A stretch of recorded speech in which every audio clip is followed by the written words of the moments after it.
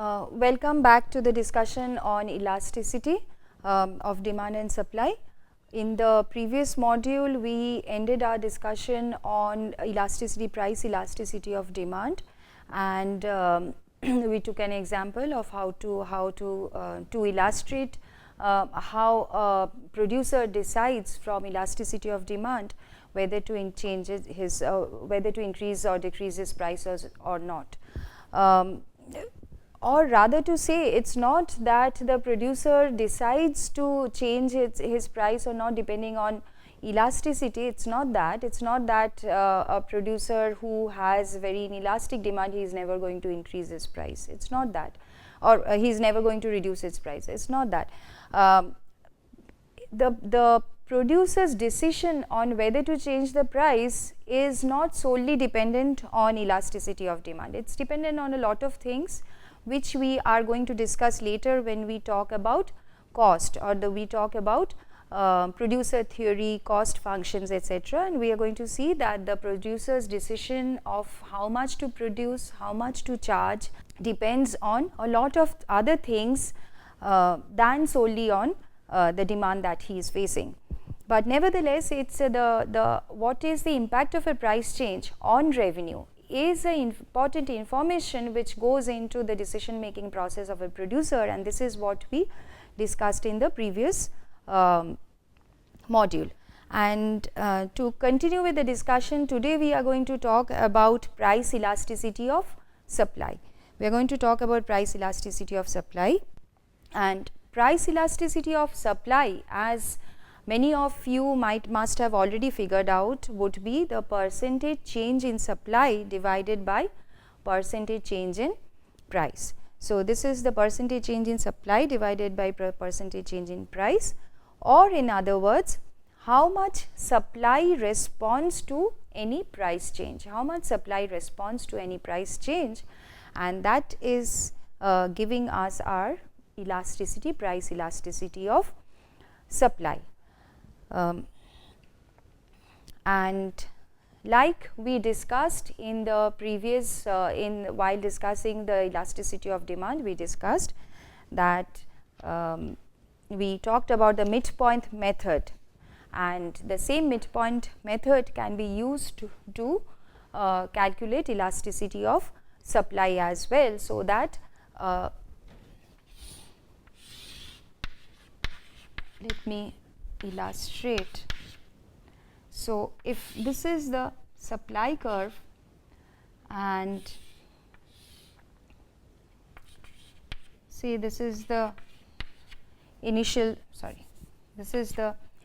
price quantity combination at which the supplier was operating, and now the price changes. Now, the price changes or price increases to P2.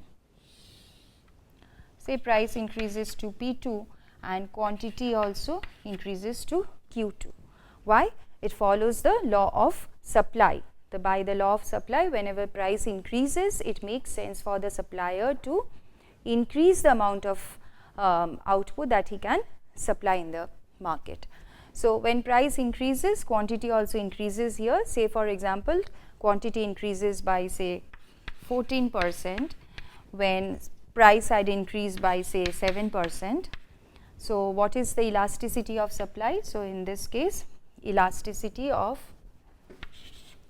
supply is equal to 14% divided by 7% is equal to 2. And needless to say, elasticity of supply is always positive. Why? Because the slope of the supply function is positive. So, elasticity of supply is, price elasticity of supply is always positive. So, this is price elasticity of supply, and as we discussed in the case of demand also, say if you are moving from point A to B, or if you are moving from the point B to A,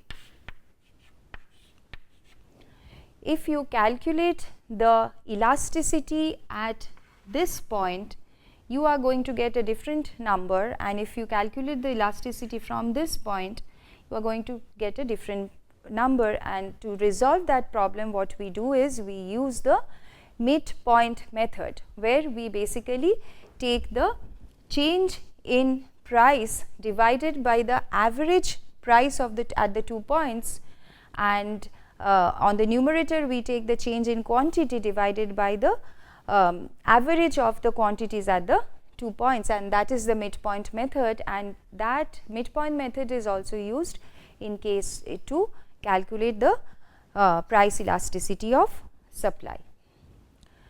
So, again, flatter the curve, larger the elasticity, steeper the curve, smaller the elasticity.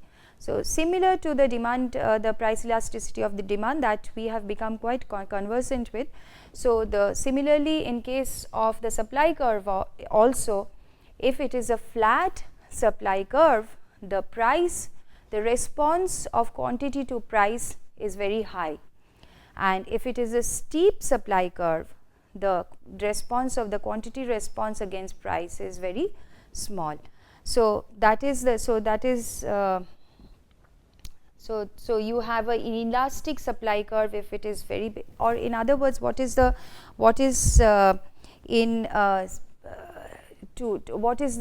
intuition, or what do we mean by a flat supply curve? What we mean by a flat supply curve is, it's very, or a highly elastic supply curve is basically the suppliers are highly responsive to price changes.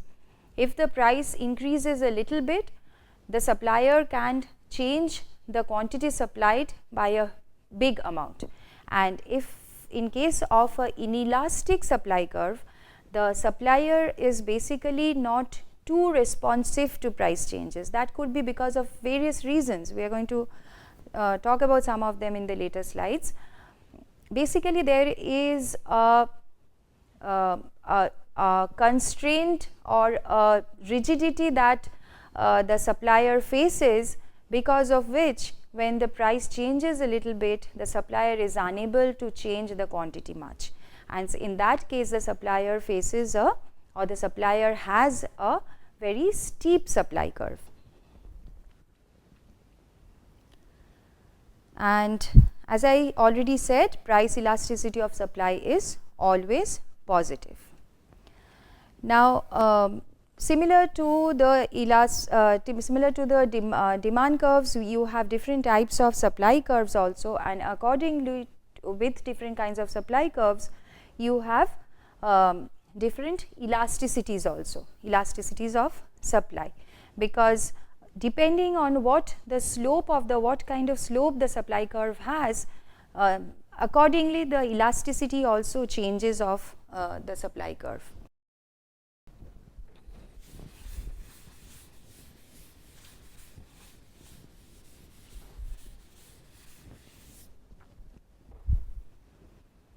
So, elasticity of supply is also dq dp into p by q.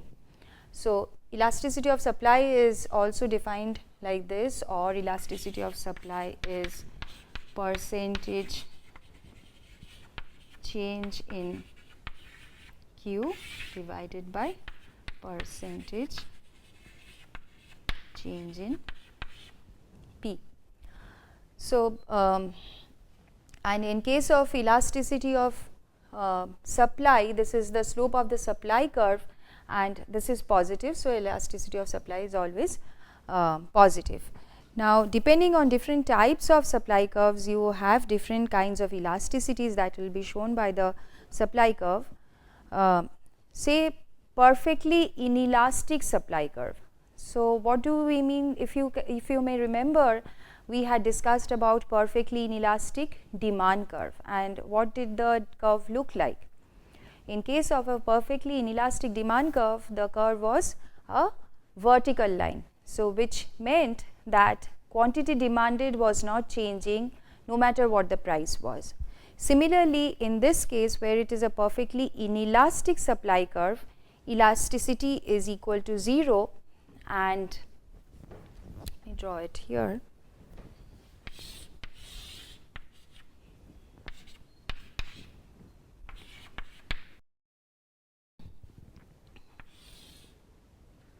So, this is the supply curve,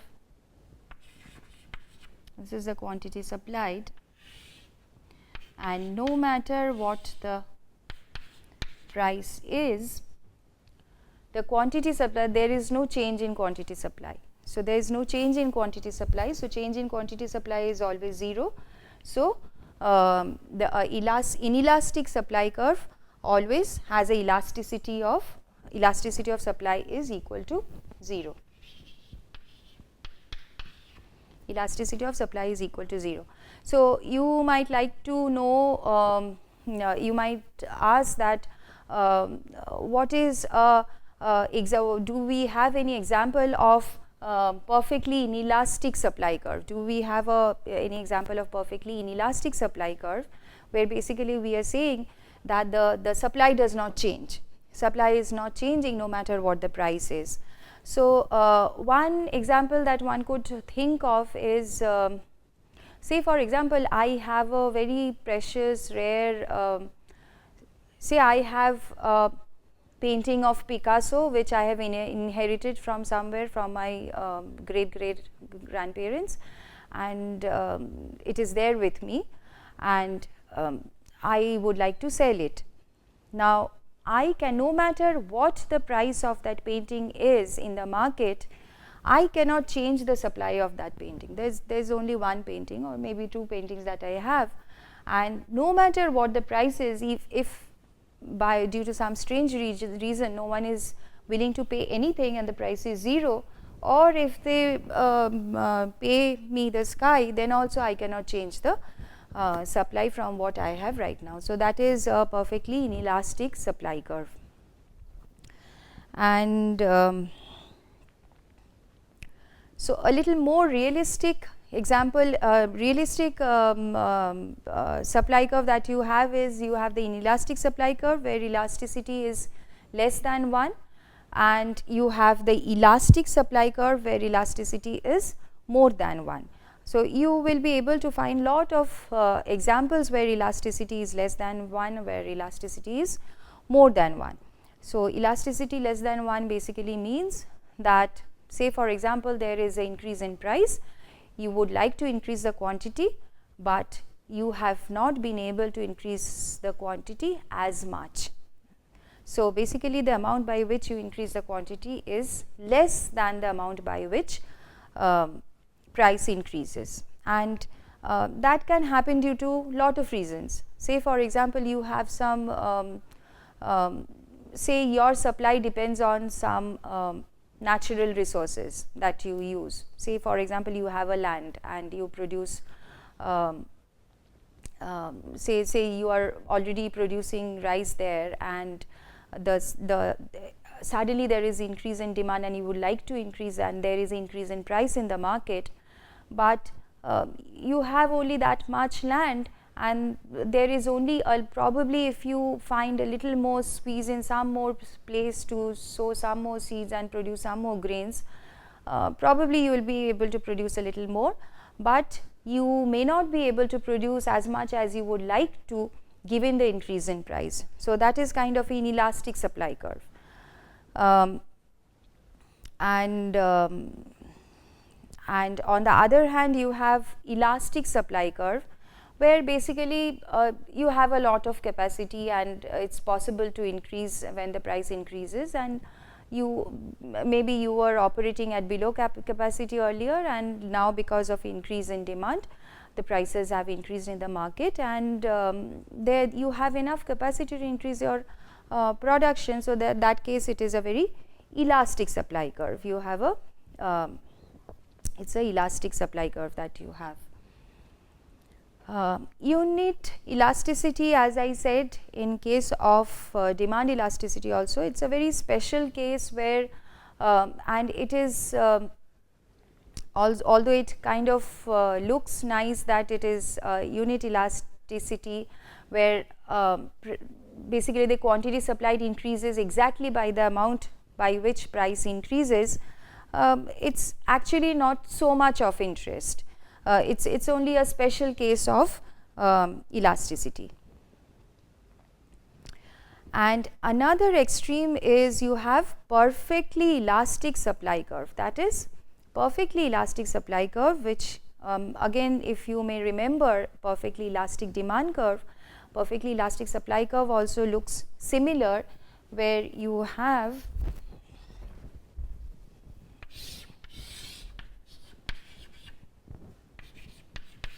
perfectly elastic supply curve means if this is the price, existing price, at this price supply that there is in the market is infinite. Basically, at this price the supply is infinite, and if the price changes a little bit, the quantity supplied comes to 0. So, this is the price at which supply is infinite. Again, example,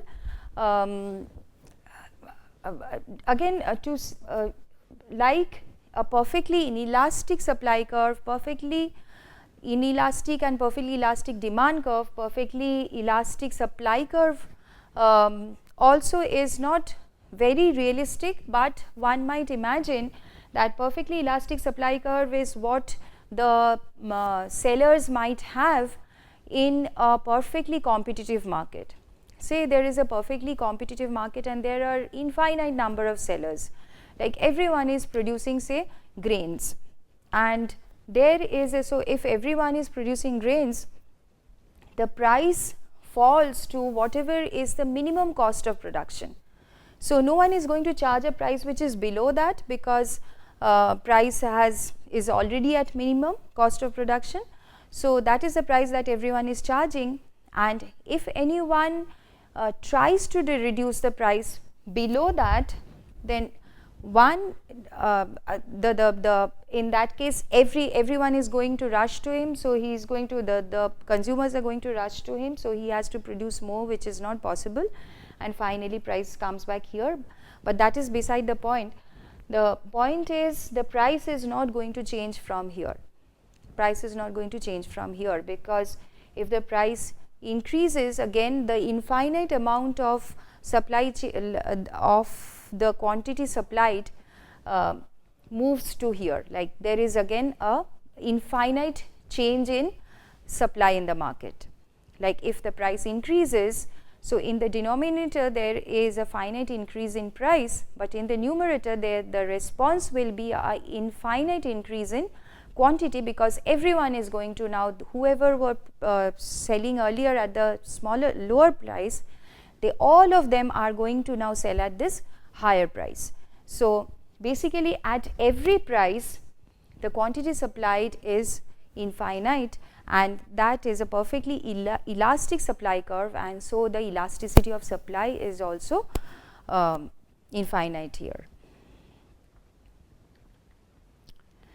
Now, similar to the discussion that we had in case of demand, we said that there are various factors which tell you how the demand is going to behave, or how responsive is demand to price changes. Similarly, in case of supply also, there are various factors which determine whether supply is going to be elastic or is it going to be inelastic, or how responsive the supplier is would depend on a lot of factors. So they are the determinants of supply elasticity.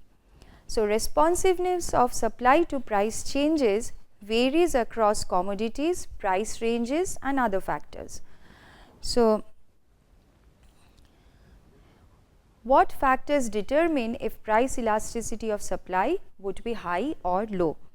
So similar to the earlier case, here also we are going to use some, we are going to see a few principles basically guide the supply of elasticity, and let's take an example. Say the example of beachfront properties versus new cars. So this is a market for beachfront properties. You have houses on the beach, and it's a market for houses which are available on the beach. People would like to buy houses on the beach, and there is a separate market which is for cars. Now, which one do you think has higher supply elasticity? Or in other words, if the price increases in both the markets, say for example there is a boom in the economy and a lot of people are expecting to be rich or already have got richer, and they are looking for nice houses in front of on the sea beach, and they are looking for cars. In which of the two markets do you think supply is more elastic? Or in which of the two markets is it more easy to respond to the price change? That is the question that we are asking. And as you may have already figured out, on the beachfront properties case, there is only a limit to which the suppliers can increase the supply of beachfront properties, because there is only so much of beachfront land available in the market where new property can be or new houses can be built and sold in the market. On the other hand, it is probably easier to just expand you build a few more plants, few more factories, and design a few more cars and produce new cars and sell in the market when the demand for cars goes up in the market. So beachfront properties is something where the supplier is constrained by one of the resources, very integral or important resource, which is beachfront land. But in case of new cars or in case of cars, the supplier is not so much constrained by resources. So the more easily the supplier can change the quantity supplied, higher the elasticity.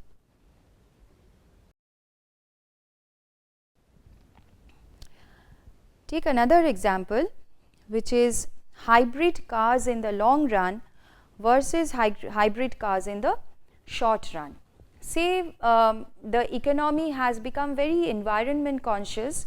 Say everyone has become very conscious and would like to have cleaner air, cleaner environment, and suddenly the demand for hybrid cars, which uses less of fossil fuels, the demand for these cars go up in the economy. In that case, the price of the demand has gone up, so the price of hybrid cars has gone up, and the suppliers would like to supply a lot of hybrid cars in the market. So are they able to match demand in the short run as much as they can match the demand in the long run? What do you think? So in the short run, the car manufacturers are constrained by the amount of capacity they have already created to produce the cars. But in the longer run, they can set up more factories, they can expand their capacity, take more loans to build new factories. So they need some time to increase the capacity and increase the amount of cars that the economy is demanding. So they are more flexible in the longer run in production than they are in the short run in production. And so their responsiveness to price increase in the short run is much less than their responsive to price increase in the longer run. So firms may need a longer run to expand capacity of production and raise supply. Elasticity of supply is more in the long run than in the short run. So that was about price elasticity of supply.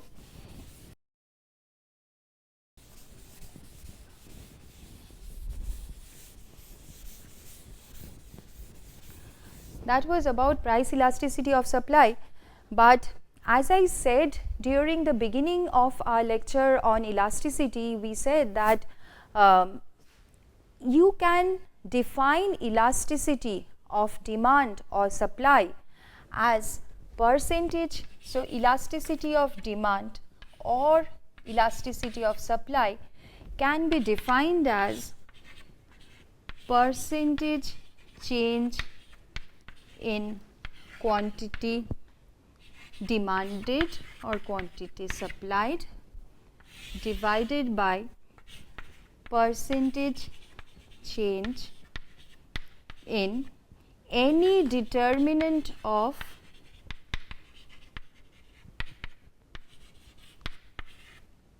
quantity demanded or quantity supplied.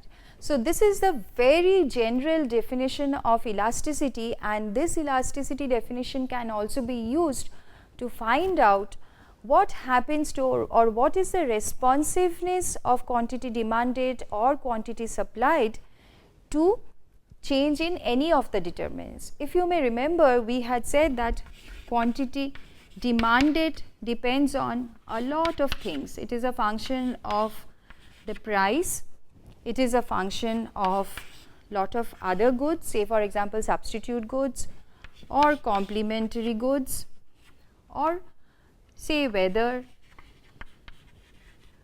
income, lot of things. Similarly, quantity supplied is a function of price, price of raw materials, price of labor, and say taxes, and lot of other things. So, all these determinants, any change in any of these determinants can be put in the denominator, and the responsiveness can be put in the numerator and the elasticity calculated. So, this can be done. Now, so from there we are going to discuss a couple of elasticities which are very important. First is a cross price elasticity of demand. Now, what is cross price elasticity of demand? Now, this is change in demand for one good in response to change in the price of another good. So, this is change in demand for one good in response to change in price of another good. So, this is called cross price elasticity of demand, which is percentage change in quantity demanded of good 1 divided by percentage change in price of good 2. So, basically we are trying to see here, if price of a good A changes, what is the impact on the quantity demanded of a good B. So, how is that relevant? What happens? Why is price of some other good relevant to the quantity demanded of another good? That can happen in two situations in case of substitutes. So, substitutes, we have already said substitute is what? Substitute is basically two goods are substitutes when they are kind of replaceable. Say for example, tea and coffee. If the price of coffee goes up, you are probably going to switch to tea. Say in a railway station, everyone all of a sudden the coffee vendor decides that I am going to increase the price of coffee. Probably a lot of people are going to shift to the tea vendors that are available around. So there the tea and coffee are substitutes. So, the cross price elasticity, or if you have the change in quantity on the numerator and change in price of change in quantity of tea consumed in response to change in price of coffee in the denominator, you are going to see that the cross price elasticity is always greater than 0. Since it is a substitute, so the law of demand behaves in a opposite way, that if the price of the substitute good goes down, you are going to reduce the quantity demanded of this particular good. So, if the price of coffee goes down, you are going to consume less of tea and move to coffee. So, in response to the price and quantity of substitute goods, they move in the same direction. So, that is the reason that substitute goods have cross price elasticity greater than 0. And another example is the complements. Complement is, you cannot use one good without the other. Say for example, in case of fountain pens, it is a pen and the ink. They are complements. You cannot use the pen without the ink, and ink is of no use if you do not have the pen. Like computers and softwares, they are all complement goods.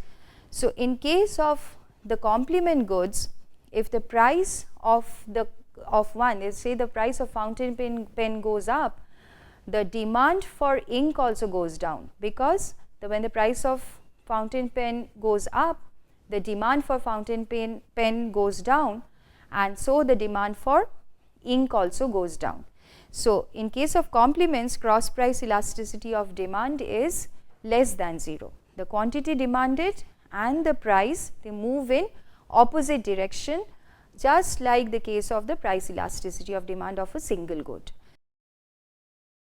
That ends our discussion on elasticity.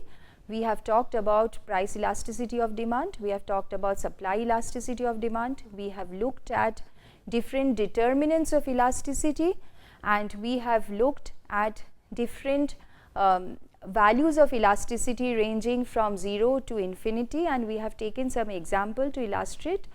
And finally, we have talked about a more general kind of elasticities, other elasticities, and we have talked about the cross price elasticity, where basically we have talked about the response of one good in against the price change in some other good. In the next class, we are going to start our discussion on producer theory and cost. Thank you.